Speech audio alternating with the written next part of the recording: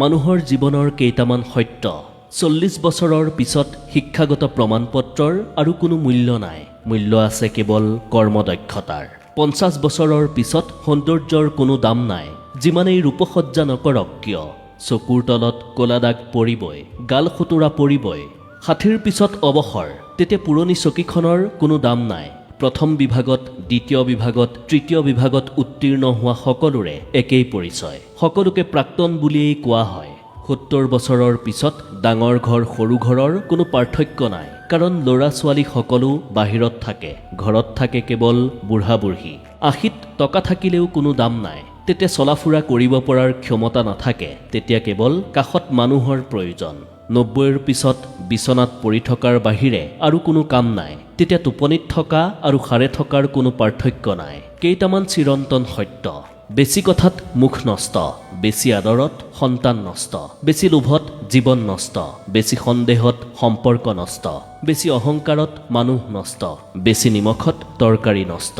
আপোনাক ভাল ৰাস্তা দেখুৱাই আগবঢ়াই নিবলৈ আজি কাৰো সময় নাই, কিন্তু আপোনাক বিপথে নি খালত পেলাবলৈ থকা মানুহৰ অভাৱ নাই। কোনোবাই যদি আপোনাক ভাল বুলি নকয় তেন্তে দুখ নকৰিব, কাৰণ এটা জীৱনত সকলোৰে লগত ভাল হৈ থাকিব নোৱাৰি। এটা কুকুৰক মাত্ৰ 3 দিন খাবলৈ দিয়ক, কুকুৰটোৱে আপোনাক 3 বছৰ মনত ৰাখিব।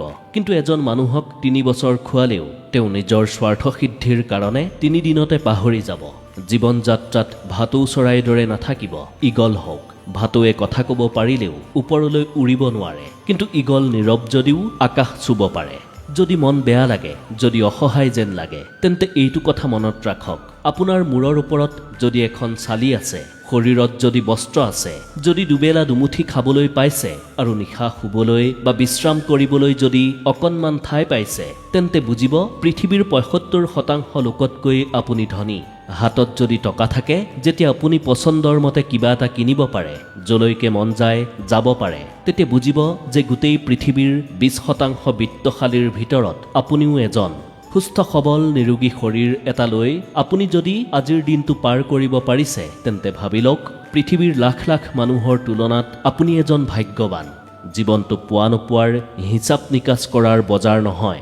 আহক আজিৰ পৰাই কোনো অভিযোগ নকৰি জীৱনটো উপভোগ কৰোঁ। এই বিশ্বত ভাইৰাছতকৈও বেছি মাৰাত্মক আৰু 2টা বেমাৰ আছে: অৰ্থ আৰু স্বাৰ্থ। টকা থাকিলে সকলো আছে আৰু স্বাৰ্থ নাথাকিলে কোনো নাই।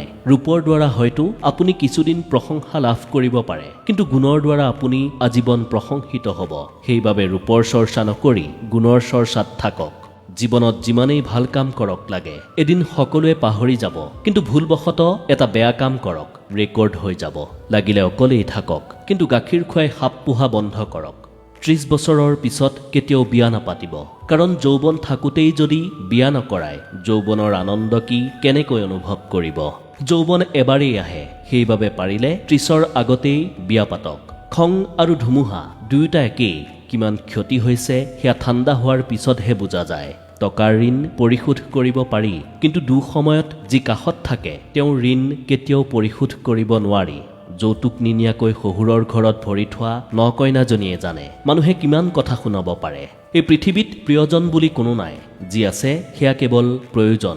যেতিয়া প্ৰয়োজন শেষ হয়, তেতিয়া প্ৰিয় মানুহবোৰেও ৰং সলায়। খঙক মনত ঠাই দিলে সম্পৰ্ক নষ্ট হয়, অভিমানক মনত পুহি ৰাখিলে দূৰত্ব বৃদ্ধি হয়, কিন্তু সকলো ভুল ক্ষমা কৰি দিলে প্ৰতিটো সম্পৰ্ক স্থায়ী হয়। মানুহেই এনে এক প্ৰাণী যাক বিশ্বাস বা অবিশ্বাস কোনোটোৱেই কৰিব নোৱাৰি। বিশ্বাস কৰিলে প্ৰতাৰিত হ'ব আৰু অবিশ্বাস কৰিলে হেৰুৱাব লাগিব। এটা সন্তানে আত্মীয়ৰ পৰা কিমান মৰম পাব সেয়া নিৰ্ভৰ কৰে সেই সন্তানটিৰ দেউতাকৰ উপাৰ্জনৰ ওপৰত। ল'ৰাটোৰ সৈতে বোৱাৰীজনী সুখী থকা দেখিলে বহু শাহুৱে মনত কষ্ট পায়, কিন্তু নিজৰ ছোৱালীজনী জোঁৱায়েকৰ সৈতে সুখত থকা দেখিলে সেই একেজনী মানুহেই মনত সুখ পায়। এয়াই আমাৰ সমাজৰ বাস্তৱতা। আনৰ দৃষ্টিত বেয়া হ'বলৈ বেয়া কাম কৰাৰ প্ৰয়োজন নাই। উচিত কথা ক'লেই আপুনি মানুহৰ চকুত বেয়া হৈ পৰিব। কাকো কেতিয়াও বেয়া ব্যৱহাৰ নকৰিব, কাৰণ মৃত্যুৰ পূৰ্বে ক্ষমা খুজিবলৈ তেওঁক হয়তো বিচাৰি নাপাবও পাৰে। ক্ষমা পাব শিশুকালত, কষ্টত যাব বৃদ্ধকাল, যৌৱন হ'ল শ্ৰেষ্ঠকাল, কৰ্ম কৰক ইহকালত।